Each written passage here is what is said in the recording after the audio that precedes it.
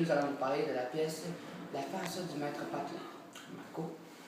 Bon, ben, comme vient de dire Jay, le titre de la pièce c'est La farce de maître Patelin. L'auteur est inconnu, mais a été écrit vers le Moyen Âge, vers 1456 et 1460. Le genre c'est une farce. Le courant artistique de l'époque c'est le théâtre français et l'absurde. Pour ce qui est de l'auteur, comme j'ai dit plus tôt, il est inconnu, donc sa nationalité également, et ses œuvres majeures aussi. Le résumé de la pièce. Bon, ben, c'est Maître Patelin, qui est un avocat bien riche, bien populaire, mais sa réputation a décliné. Mais il reste un homme très rusé. À un moment donné, il voulait refaire sa garde-robe, mais il était tellement pauvre qu'il a volé le drapier, Guillaume. Plus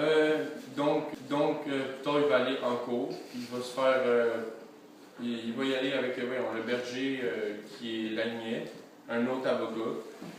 Ben, lui, il se fait prendre pour un imbécile parce qu'il fait semblant de parler aux moutons. Et c'est ça. Mais dans le fond, Maître Patelin va perdre sa cause par l'autre, Lagnette, qui est le berger. Les personnages principaux, c'est Maître Patelin. Comme je dis, c'est un avocat de pauvre, il est rusé et beau parleur. Il y a aussi Guillaume, le drapier, il est malhonnête. Son prénom vient du nom commun Guillaume, qui veut dire sot, idiot, stupide. Il y a aussi Thibault Lagnet, qui est le berger.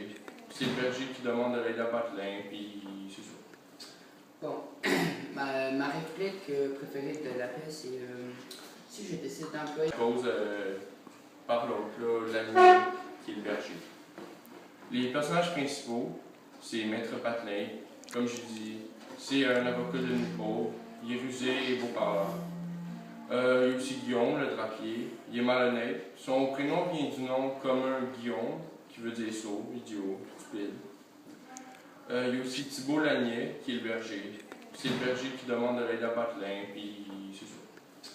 Bon, ma réplique préférée de la pièce, c'est si je décide d'employer mon savoir-faire, on ne trouvera pas mon pareil. Ça veut dire que si je me donne à fond, à 100% dans tout ce que je fais, il n'y a personne qui fait pareil comme moi. C'est ma réplique préférée parce que je trouve que c'est vrai. Voilà. L'enjeu de la pièce, c'est Patelin, il va s'acheter. Guillaume envoie l'annuler au tribunal. C'est un malhonnête. Malentendu, c'est ça que je disais. Tous les personnages sont au tribunal, en fait, de compte sauf guillemets. Trouver un lien entre cette pièce et une influence culturelle personnelle. Je n'ai aucun. L'appréciation personnelle, j'ai très bien aimé cette pièce, non, c'est pas vrai. Je ne l'ai pas aimée principalement parce que j'ai pas compris l'histoire.